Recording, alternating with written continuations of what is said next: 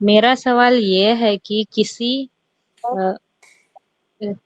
اور سے رقیہ کے طور پر پیپر پہ قرآنک آیت یا کوئی دعا زعفران یا کسی انک سے لکھا کے پانی میں مکس کر کے پیشنٹ کو پلا سکتے یا کیا پلیتوں کی رقیہ بات کا کر رہے ہیں، علاج اس کا صحیح ہے؟ واضح ہے سوال۔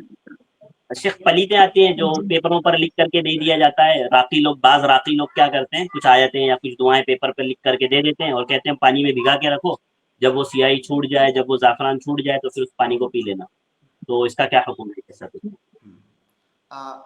شیخ، رقیہ کا یہ طریقہ بعض علماء نے ذکر کیا ہے، بعض معتبر علماء نے کہ اگر قرآن کی آیت کو یا وہ دعا جس سے رقیہ آپ کر رہے ہیں کسی پیپر پر ایسی چیز سے لکھیں کہ پانی میں ڈالنے سے وہ چھوٹ جائے گا اس میں، تو اس طریقے سے رقیہ کرنا جائز ہے۔ اس کو کئی سارے علماء نے، معتبر علماء نے صحیح مانا ہے۔ تو انشاءاللہ اگر جو معتمد دعائیں ہیں قرآن و حدیث کی، اگر ان دعاؤں کو لکھا جاتا ہے بغیر کوئی بے احترامی کیے ہوئے، تو انشاءاللہ اس میں کوئی حرج نہیں ہے۔ بعض علماء نے اس کا ذکر کیا ہے باقاعدہ۔ تو اس پر کوئی دلیل شیخ؟ اصل میں اس پر دلیل جو عموم ہے، اللہ کے نبی صلی اللہ علیہ وسلم کی حدیث ہے کہ لا بأس بالرقى ما لم یکن شرکن، کہ اس رقیہ میں اس وقت تک کوئی حرج نہیں ہے جب تک وہ شرک نہ ہو۔ تو رقیہ میں علماء نے اصل جو ہے تجربے کو مانا ہے، بس شرط یہ ہے کہ وہ کوئی ایسا طریقہ نہیں ہونا چاہیے جس میں شریعت کی کوئی مخالفت ہو۔ تو اس عموم سے استدلال کر کے کئی سارے علماء نے اس طریقے کو بھی جائز مانا ہے۔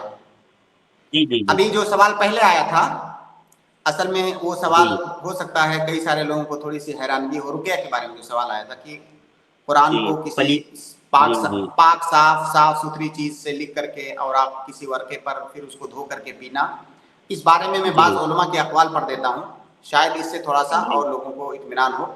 دیکھیے، ابن القیم رحمہ اللہ فرماتے ہیں زاد المعاد میں کہ جی ورآ جماعت من السلف ان تكتب له الآیات من القرآن ثم یشربها، یعنی سلف کی ایک جماعت کا یہ ماننا ہے کہ قرآن کی آیات کو لکھا جائے پھر اس کو آدمی پی لے۔ قال مجاہد، پھر وہ نقل کرتے ہیں امام مجاہد جو کہ تابعی ہیں، بہت بڑے مفسر ہیں، کہتے ہیں قال مجاہد لا بأس ان يكتب القرآن ويغسله ويسقيه المريض، اس میں کوئی حرج نہیں، قرآن کو لکھے پھر اسے دھوئے اور پھر مریض کو پلا دے۔ ومثلہ عن جی ابی قلابہ، ابو قلابہ سے بھی اسی طرح سے مروی ہے۔